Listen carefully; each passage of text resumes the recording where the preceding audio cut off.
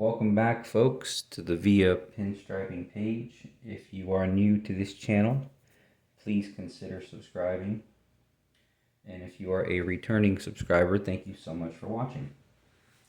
So we're going to be doing another design. I kind of have no thought process to this.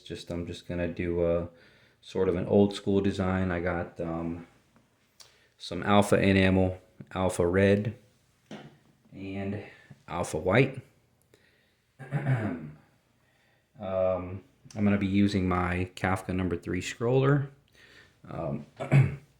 So the Kafka brushes are my favorite design brush for design. There's really no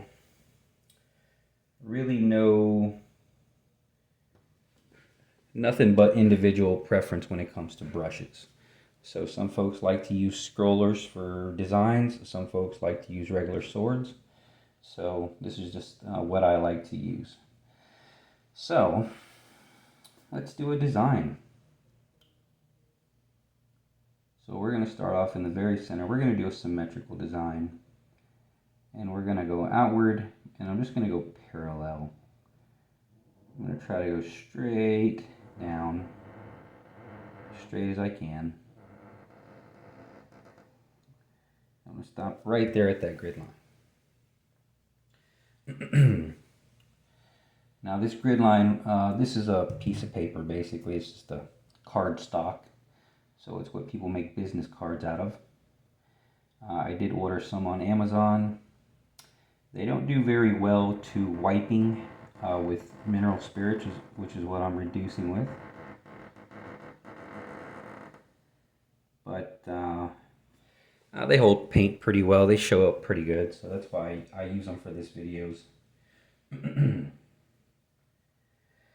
So I'm reducing the paint a little bit. This is the first time I've picked up the brush since my last video, so lines are a little bit shaky. I'm a little bit off, but as I did with the last video, I'm going to try really hard not to erase anything. We're just going to go after it. Whatever mistakes are made, we're going to keep and try to fix. So there I did a little cross. Slight arch from this point, so I'm going to do the same thing over here. Now at some point somebody did ask me, why do I go upwards on this side? And I do not know. Sometimes it just feels like a more natural motion.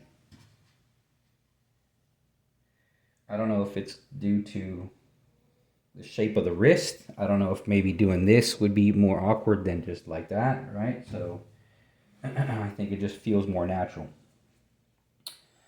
Now we're going to do some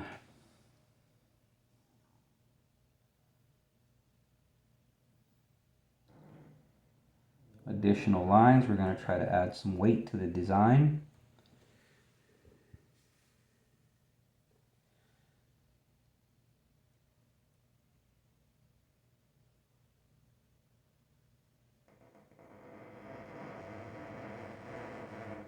That noise that you're hearing is my finger squeaking on the surface. Usually that's a pretty good sign if you're working on a car. That means that you have a clean surface that you're working on. It's sort of me sort of putting the brakes on, giving myself some control there. So this brush is fairly new. Still breaking it in a little bit. They break in pretty quickly, but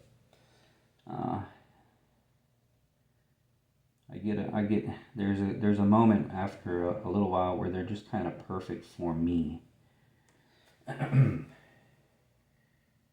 I am dealing with a little bit thick paint. Red's pretty neutral usually, but this paint feels like it's a little bit thicker, so I'm having to reduce more than probably I will with the white. And we're going to be doing this wet on wet, so the red's going to be wet when I go to add the white.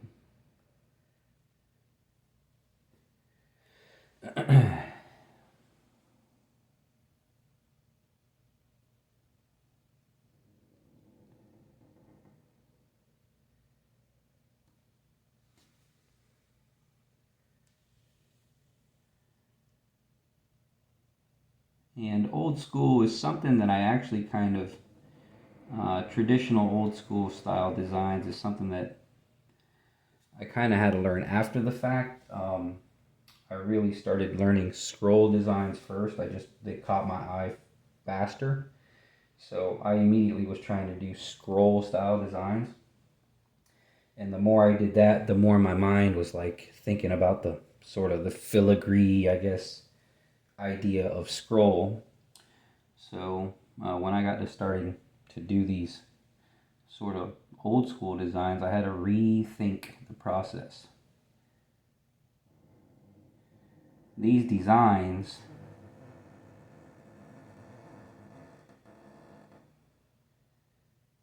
are a lot more jagged in nature, um, a lot more harsh kind of edges and such, more aggressive, I guess you could say.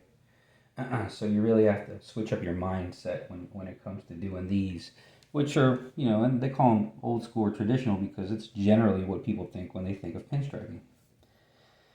So let me see. I crossed here, right at that crossing line, a little bit out, staying about the same distance, a little bit in, and stop right here. So that's what I'm thinking in my head when I go to do this next line. If you're just starting out, feel free to pre-draw these. There's nothing wrong with pre-drawing your design, especially if you're still learning and if you're doing work for somebody. The end result is really what they're after. Whether or not you're freehanding it, sure, there is a level of pride that you get for being able to do freehand designs, and it does kind of feel a little bit more artsy fartsy to be able to do freehand. But do what you got to do to get the job done. If you feel like maybe it's a surface you don't want to erase much on, it might be best to pre-draw something. If you really want it to match, maybe you want the same design on front and back or something. Pre-drawn is the way to go.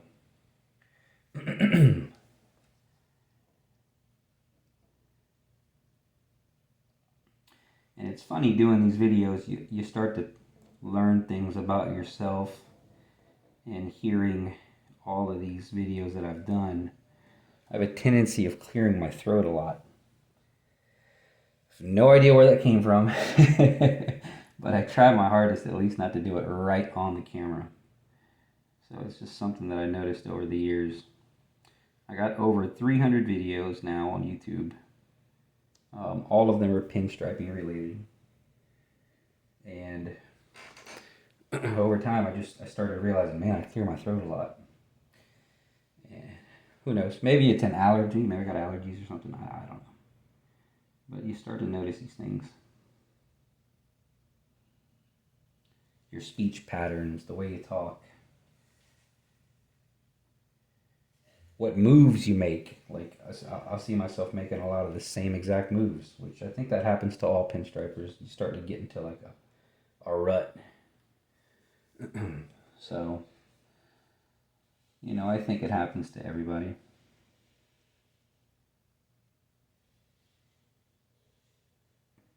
Trying to think. I feel like I want to add more.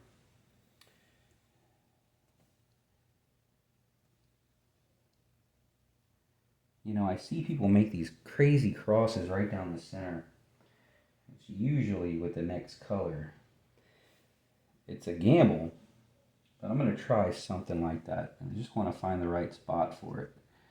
So maybe somewhere where there's not a lot of stuff. So let's try something like this.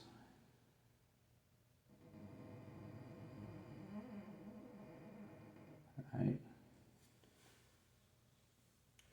Who knows? Again, it's a gamble. Might not even look good. But that's the point of these practices, right? You gain some confidence. You've tried some stuff.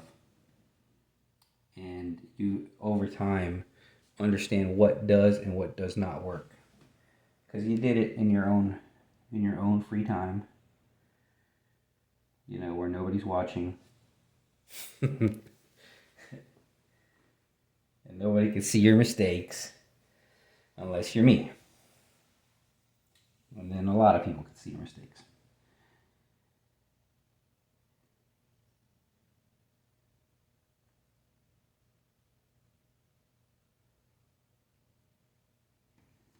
So that looks okay. Now I just got to find a way to tie it in.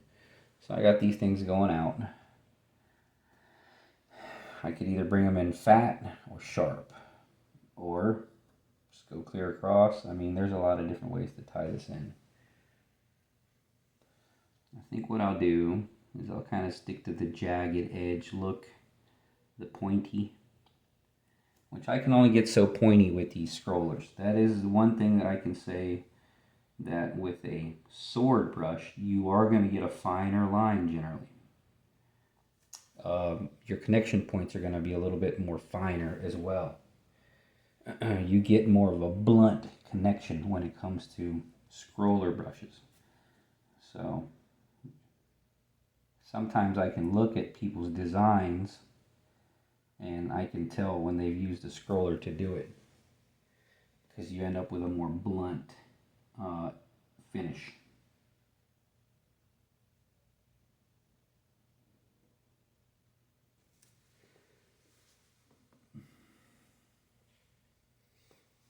Right, so far so good. I think it looks okay.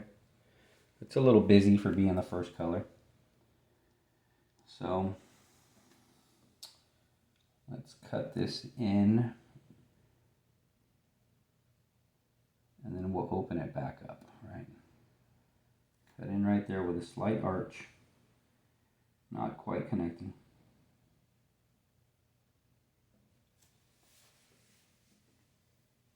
And maybe I'll do something that goes outward. And what I like about the scrollers is, you know, I'm thinking of doing a curve. Heck, I might just follow this curve somehow. But when I go to do a curve, I do not have to spin the brush in my hand the way you would a sword brush. All I got to do is remain on the tip of the brush, right? So I don't have to do any spinning or maneuvering of the brush. I literally just hold it and draw the line. And some folks will tell you, oh, I couldn't draw a straight line if I wanted to. Well, with a pen and paper, it's really hard, actually. The fact that I've reduced this paint a certain amount and have practiced so much that I achieve these lines through that practice. I couldn't do that with a pen. I totally couldn't do it with a pen. It'd be all sorts of shaky. But practicing, understanding the reduction of the paint, understanding how the paint flows, how the brush reacts to the paint, how to brace my hand, all self-taught through the internet, admittedly. But I figured it out. It almost looks like the Ultimate Warrior mask. Alright, so now I'm going to do something to kind of cap this off. So I think I'm going to do something like an inverted teardrop shape. So it's going to go thin to thick. And it does kind of offset the sharp edges.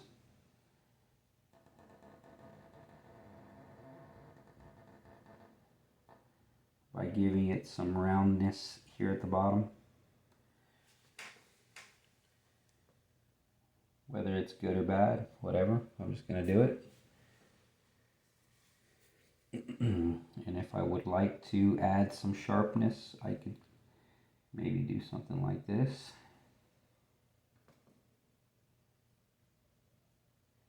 So I don't know if you're noticing, but I'm doing mostly the far away side first, right? The far side, then the closer side. And I do that because this side will extend the image outward, so I'll have less room to go out here, right? If I do this line first, there's more of a chance of me sticking my finger there. So I have this space open when I make this one, and then I'll do this one. So, forgot what I was going to do in the process of explaining that. Oh yeah, I was going to try to make something sharp-ish. How did I want to do that? So, maybe like this.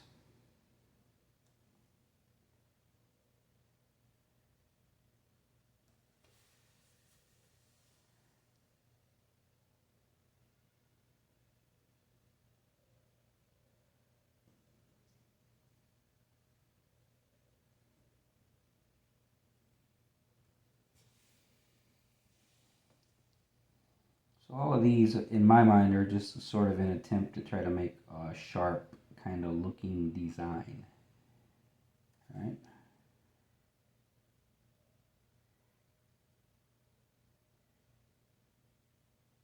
And by sharp, I don't mean cool. I mean like jagged. Of course, you're going to have some roundness to offset it. So I'm finished with the red. I've been using a piece of old t-shirt to wipe off the paint. You can get a lot of wipes before it becomes saturated. So wipe off some of that paint before I clean it off.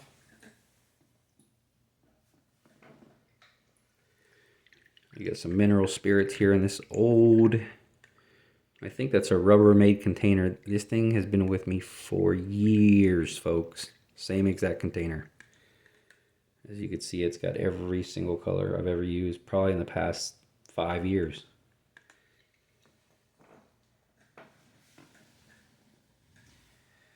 The reason I like that container is because it's got squared edges. So when I go to pour out the used reducer, there's a corner there to do it on. All right.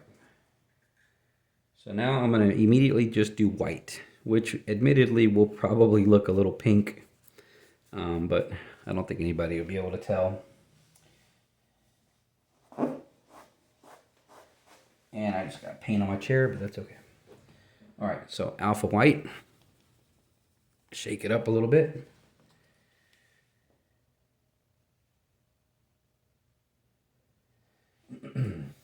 And now I'm going to reduce. And if you're just now catching these, this is your first video of mine. I just made another video on paint reduction. Very, very difficult to explain, mostly because it's very personal.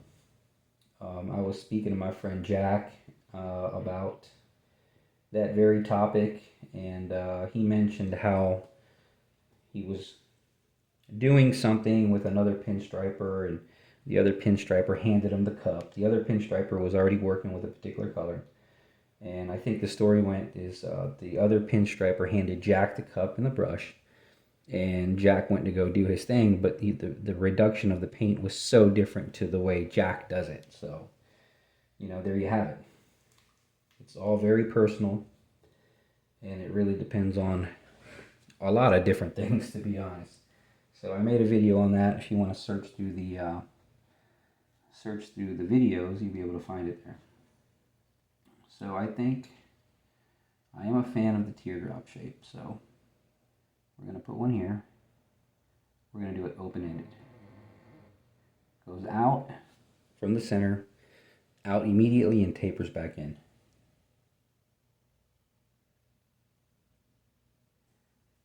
You can do an enclosed one if you'd like. But sometimes the negative space, as they call it, looks a little nicer. Sometimes it looks a little more uniform. I have a hard time leaving any negative space, usually. I have a tendency of overcrowding my designs. If anybody followed my page for any time, you probably already know that. So look, that's a lost hair. That happens to every single brush. Don't feel bad about that if it happens to you. Some brushes lose a lot of hairs all at once, and they never lose another hair after that. Some folks lose one here and there, slowly becoming a unique size brush. You know, this is a number 3. Eventually, it's probably going to be something like a number 2. So, let's do something here. We're going to add weight here. We're going to go down right past this point. Now, in my mind, I'm thinking of something like a lightning bolt. I watch, or I look at a lot of art from a lot of artists, and there's a pinstriper by the name of Ryan Wingfield. Killer designs. And he does a lot of these lightning bolts, and I love them. So I've been incorporating them a little bit in my stuff. He does them in a very unique way. And this isn't exactly a lightning bolt, but it's just a way to cut. Instead of just following the line, it's a way to cut through the line and make it a little more interesting. It's gone about halfway through.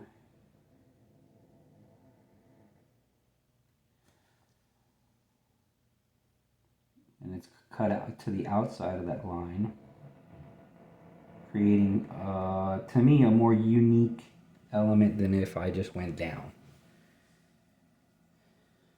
It's always something that I have in my mind is how could I make this element a little bit more unique, right? So now I could go ahead and do the lightning bolt thing, which I'm going to try it, right? So I'm going to go down.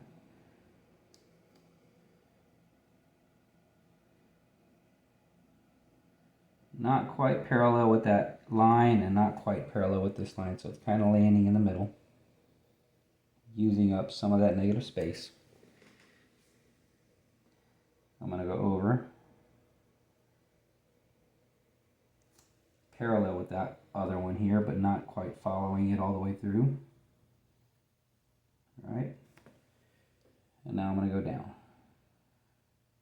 And I'm going to stop premature because I'm unsure if I want to connect it.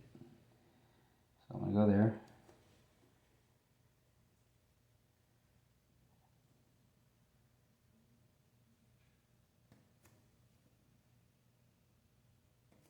Right.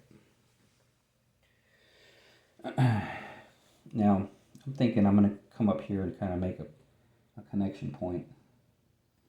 Now, I don't know if you could tell, but the tip of my brush is very fat, and I could see that from a distance. If I was to lay that down, it's going to leave me a big fat dot. So I'm going to knock some paint off that and kind of create a shape of the brush. These are things you have to pay attention to. That is the brush load. Is it overloaded? Is it underloaded? Again, part of the reduction, part of everything. Paying attention to the shape of your brush. Right? That's a little better. It's more of a point. It's what I want. So I'm going to go up. I'm going to follow this line. I'm just going to connect in the middle. I'm certain there's probably a more interesting thing that I could have done with that, but for now, I think it's acceptable. Right. I feel like the center's fairly well represented right now, so I'm going to try to do something on the outsides. And to be honest, I'm liking the design at the moment. So I feel like maybe up here could use something. So what I'm going to do is, I'm actually going to, because it goes inward, I'm going to go outward. So I'm going to start out here, maybe a little bit, maybe not so high up. Right.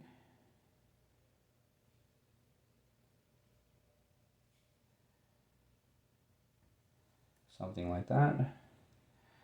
I'll try to match this. There's a slight curve here.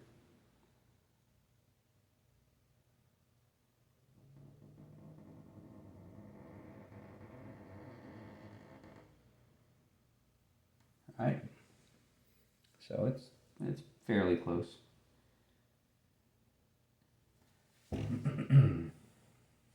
Paleting my brush. I feel the paint getting dry. Again, it's something that you have to feel that you understand over time. So I need to reduce some so that the paint will flow the way I want it to.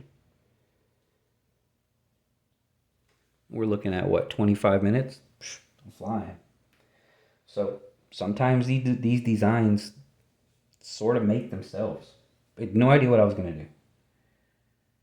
Sometimes it's like pulling teeth, man. So again, I'm going to go outside and try to follow this outside line. And, you know, I'm going to go almost very, very sharp to keep with the sharp idea, right? Sharp. Now, I felt almost no drag in that paint, so it feels like it's a little over-reduced, but I can still work it. It should be okay. Just to give you an idea of what I'm feeling.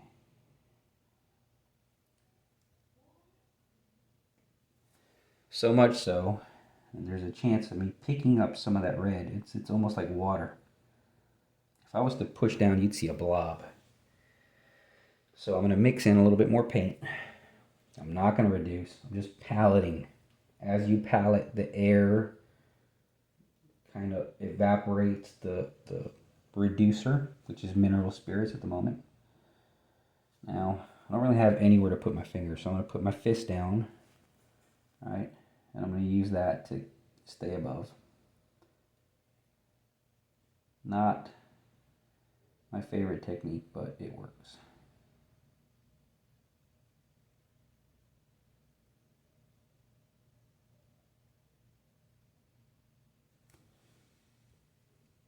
So I did go over that red a little. We're just going to leave it. I didn't mean to. I was trying to stop. Over here, I do have space to put my finger. I'm going to look and see the thickness. I'm going to look and see how far I was. I'm not a very big fan of a lot of lines following themselves over and over and over. I think it makes things look monotonous and uninteresting, but for this design, it's not that bad. Right, so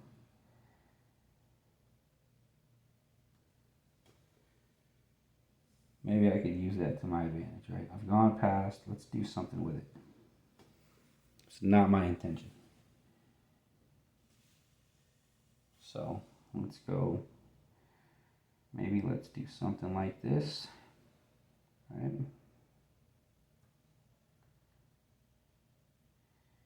Maybe it'll be a happy accident, like that one dude used to say.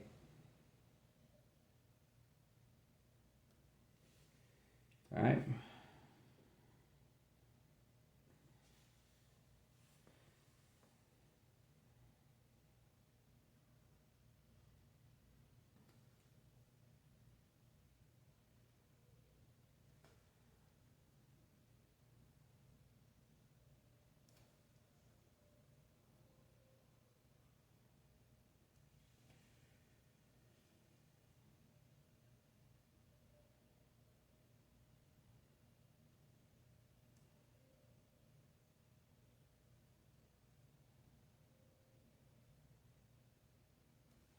And again, keeping with the sharp kind of idea.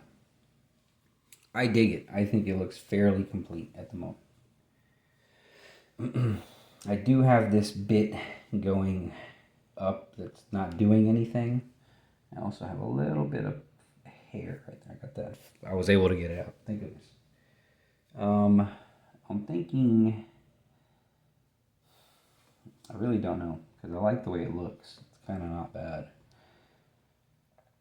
But I'm thinking if I go out maybe and allow it to dissipate into nothing, it might look okay. So something like that. Right? Thick to thin. Let's see if I can match it. So I'm trying to think of where it starts to open. It starts to open right above this line. So about right there. And some people are good. This is like 1/8 of an inch away from the other one, but I'm not real good when it comes to that measurement and such. think in my mind, like, how far is it? Right? So there you have it. 30 minutes. Boom.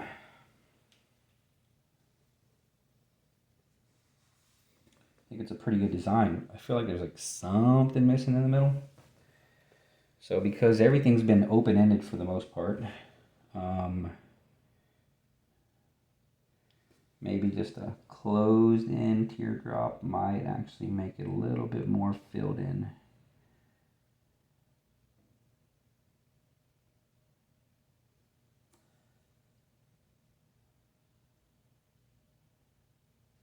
Right.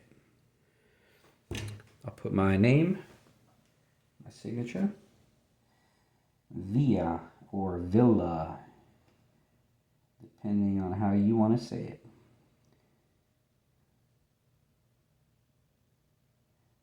So I believe it's just pronounced Villa in English, but I am of Mexican descent, so it's pronounced Villa.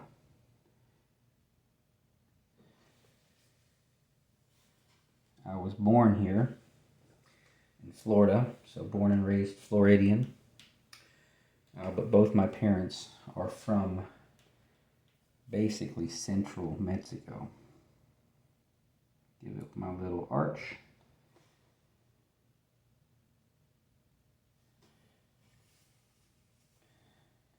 I've gotten a little flack for my signature being so big, but I'm not very good at lettering. So there you have it, folks. For once, I feel good about this one. It's not that bad. I do have an open-ended line there and there. Whatever. We'll not beat ourselves up about it. I guess you could consider these open-ended. Still looks good, I think. So have a good day. Thank you so much for watching. And if you have any questions, comments, put them in the comment section. There is a list of products in the description for Amazon for brushes, paint. These are Amazon affiliate links, so I do get a small commission if you purchase anything through them links. So anything. If you do your shopping on Amazon, just do it through them links. You don't have to buy the brushes. You know, if you're going to buy a watch, or you're going to buy a house, you're going to buy a boat, you're going to buy anything through Amazon. If you do it through them links, it really helps out the channel, and it is no extra cost to you. So thank you all very much. Have a wonderful day, and I'll see y'all soon. Bye-bye.